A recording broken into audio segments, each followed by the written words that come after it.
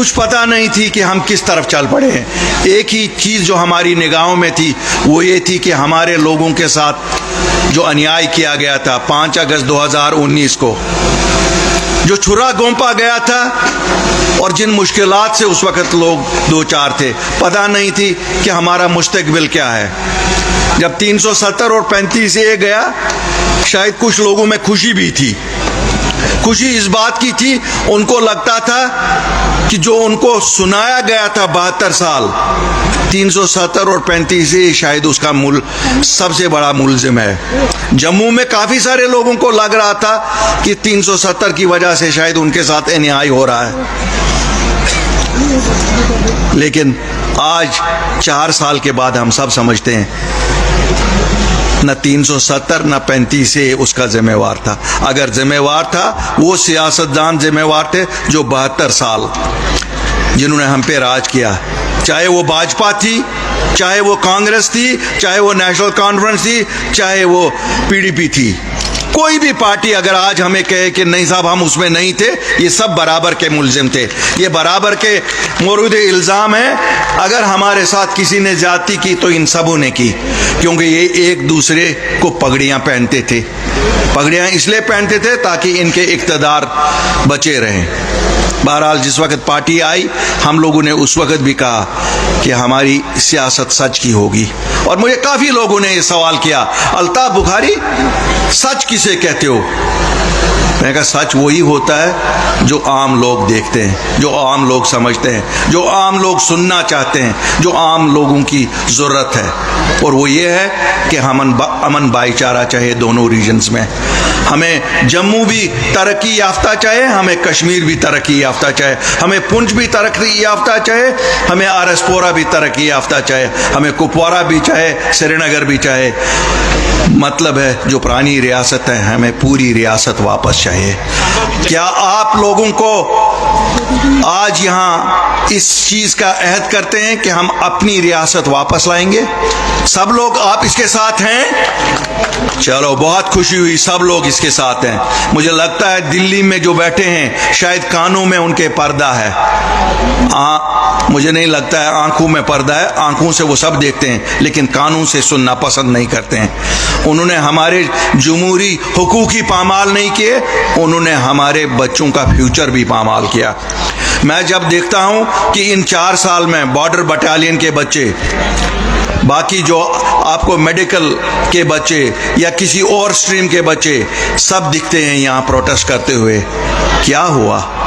भाजपा वालों, कहाँ गई आपकी वो खुशहाली जो आपने कहा था 370 उठाएंगे तो सब खुशहाली लाएंगे? क्या यही खुशहाली है? हमने देखा आपने खुशहाली लाई उन ठेकेदारों को जिनको बाहर से आप लाए, उस माफिया को जो रेत बाजरी का माफिया था, उस माफिया को जो शराब का माफिया था। आज मुझे कोई सुना रहा था, अल्ताफ साहब आज शराब वालों पे छापे पड़ रहे हैं।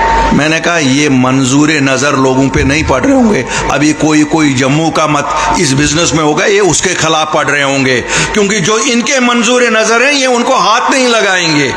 उनको तो वहीं से लाया गया है ना, साथ इंपोर्ट किया गया है। ये कहते हैं ना इंपोर्टेड, यहाँ पहले कहते थे इंपोर्टेड सरकारें, अब यहाँ इंपोर्टेड ठेकेदार भी हैं, इंपोर्टेड अफसर भी हैं, इंपोर्टेड सरकार भी है और इंपोर्टेड हेड ऑफ द सरकार भी है। क्या करेंगे? कितनी मुसीबत की बात है कि जहां जो जम्मू कश्मीर इस मुल्क का ताज था, आज उसी जम्मू कश्मीर के ताज को कोई और पहन रहा है और जम्मू कश्मीर का कोई वासी कहीं पे दिख नहीं रहा है। चाहे एडमिनिस्ट्रेशन हो, कहाँ है हमारे जम्मू के अफसर? जम्मू वासियों, मैं सवाल करता हूं आपसे, क्या यही 370 ने आपको दिया? 370 उठाने से अगर आपको लगता है आपको कोई इज्जत बख्शी है, क्या इसी इज्जत की हम तवक्का रखते थे? मुझे तो नहीं लगता है हम इस इज्जत की तवक्का रखते थे। क्या हमारे अफसर काबिल नहीं? माना कश्मीर के अफसर पे शायद उंगली उठाई जा सकती है कि भाई 33 साल वहां उग्रवाद रहा, तुम चुप रहे, लेकिन शायद वो भूल रहे हैं ये वही अफसर हैं, उन्होंने 33 साल भारत का झंडा वहां ऊपर लहराता रखा, वो कोई और नहीं था, वो जम्मू कश्मीर पुलिस थी, वो जम्मू कश्मीर के लोग थे जो उसमें काम करते हैं या और एडमिनिस्ट्रेशन में जो लोग काम करते थे, उन्होंने ही भारत का झंडा तो इन 33 साल वहां ऊंचा लहराया।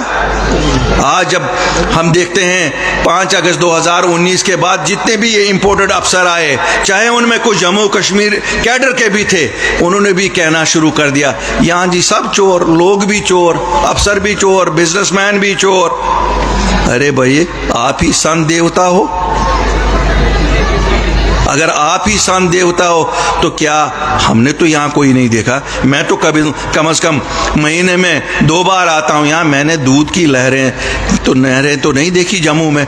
जम्मू वासियों, आपने कहीं देखी दूध की नहर कि इन भाजपा की इस जो हमारी रिमोट कंट्रोल्ड भाजपा की सरकार है, कोई दूध की नहर कहीं गई? कहीं सोने का पहाड़ बनाया इन्होंने? हमारे अस्पतालों की हालत देखो, जम्मू में मेडिकल की हालत देखो। ये कहते तो हैं कि इन्होंने कठुआ में बनाया जी एम्स, तो डॉक्टर कहां से लाओगे? इंपोर्टेड लाओगे क्या? वो भी इंपोर्ट करने हैं। हमारे जम्मू कश्मीर के बच्चों को क्यों नहीं अपॉइंट करते हो? मैं यहां पे आपको कहना चाहता हूं, अल्लाह के फजल से और आपकी मदद से जिस वक्त आप अपनी पार्टी को सरकार में लाओगे, पहले 6 महीने में 5000 डॉक्टर रिक्रूट होंगे। कहीं पे आपको इंतजार नहीं करना पड़ेगा कि पीएचसी में डॉक्टर नहीं है, पीएचसी में टेक्नीशियन नहीं है, पीएचसी में कोई इंतजाम नहीं है। हमारे स्कूलों में आज भी उस्ताद नहीं है और ये कहते हैं हम रैशनलाइजेशन कर रहे हैं। किस चीज की रैशनलाइजेशन कर रहे हो? स्कूल बंद कर रहे हो, इसको रैशनलाइजेशन कहते हैं?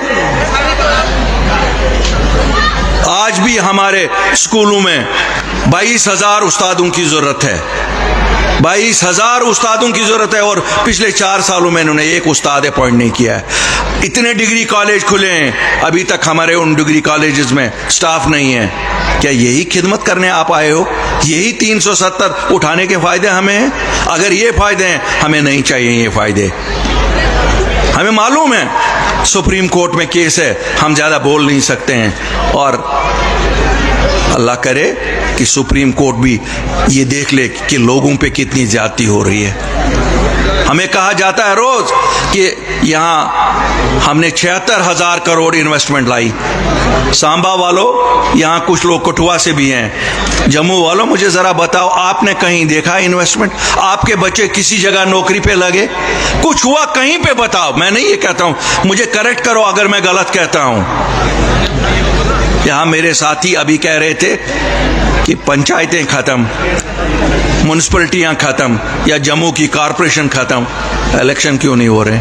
मुझे लगता है ये इसलिए स्टेटहुड वापस नहीं दे रहे हैं, इनको शायद नया कानून लाना होगा कि अब जम्मू कश्मीर में ये होंगे ही नहीं।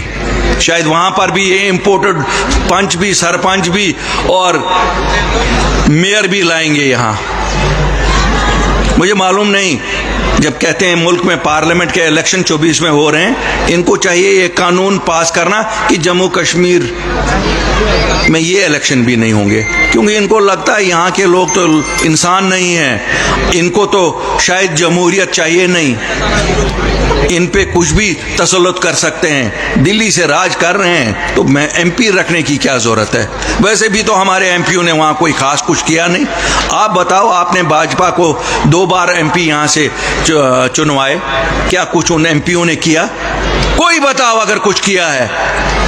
हम तकरीरें तो बहुत सुनते हैं उनकी, लेकिन लोगों के लिए तो हमें नहीं लगता कुछ किया है। एक ही क्रेडिट हम हमेशा इनको देते थे, वो था कि सिक्योरिटी सिनेरियो ठीक हो गया।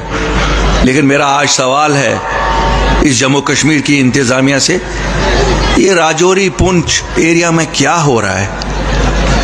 कहीं ये आपके उस सियासत का नतीजा तो नहीं है जो आपने लोगों को आपस में बांटने का शुरू किया था? किसी गलतफहमी में मुझे लगता है किसी ने इनको डाला था कि अगर आप ऐसा करोगे तो इलेक्टोरली आपको फायदा होगा।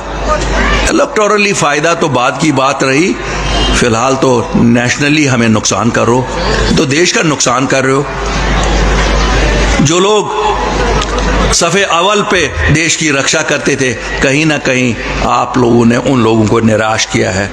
लेकिन उन लोगों से मेरी गुजारिश है, निराश ना हो, मुल्क हमारा है। ये कुछ दिन यहाँ हैं, इनका वक्त अब होने को आया है, कुछ दिन के मेहमान हैं, लेकिन मुल्क हमारा है और हमारा मुल्क सदा आबाद रहे, यही हम सब की दुआ होनी चाहिए। और हम सब का कर्तव्य है कि हम अपने देश की हिफाजत करें। क्यों? दुश्मन ताक में बैठा हुआ है, दुश्मन नहीं चाहता है कि यहाँ अमन हो।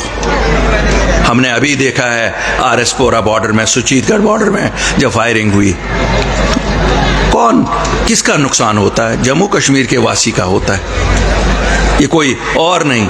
चाहे जब उरी में गोला पड़ता है तो वो जम्मू कश्मीर के वासी पे पड़ता है, जब करना में पड़ता है इस पे पड़ता है, सुचीतगढ़ में पड़ता है जम्मू कश्मीर के वासी पे पड़ता है। इसलिए हम लोगों को होशियार रहना है। ये जो आज लोग यहाँ कुछ दिन के लिए आए हुए हैं, इनको तो वापस जाना है। बहुत बड़ी बड़ी तकरीरें सुनाते हैं हमें, ये किया वो किया वो किया। भाई टेंजेबल तो ज़रा 4 दिन के लिए, खाली 4 दिन के लिए बोलो प्रेस वाले आज़ाद हैं सच लिखने को, फिर आपको वो चेहरा अपना दिखाएंगे। लेकिन आज तो ये बेचारे प्रेस वाले भी आज़ाद नहीं हैं, ये क्या लिखेंगे? अखबार जो निकलते थे उनका तो मैं मानता हूँ उनका बिजनेस एडवर्टीजमेंट पे ही चलता है। कुछ ज़र जो उनके अपने लोग हैं उनको करोड़ों रुपया वो दे रहे हैं, लेकिन बाकियों का क्या? बाकियों का कैसे चलेगा?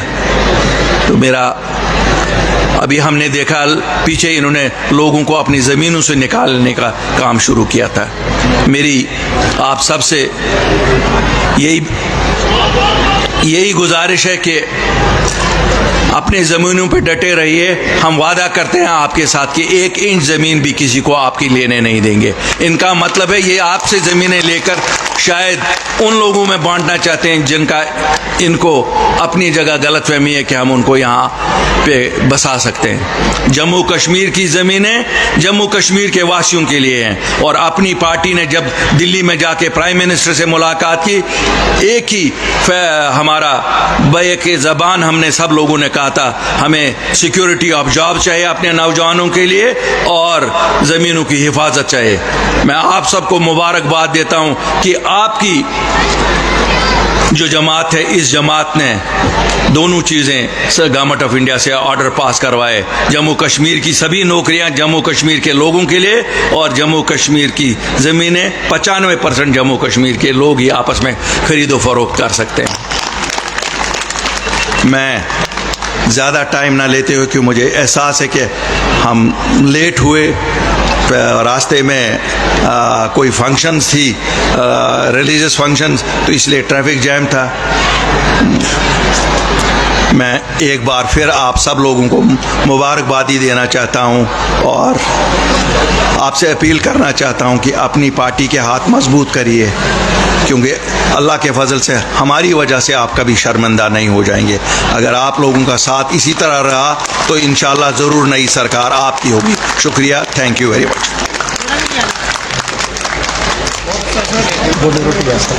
रोटी खाइए आस्ता स्टेप बाय स्टेप। सब लोगों के लिए खाना तैयार है। आप लोग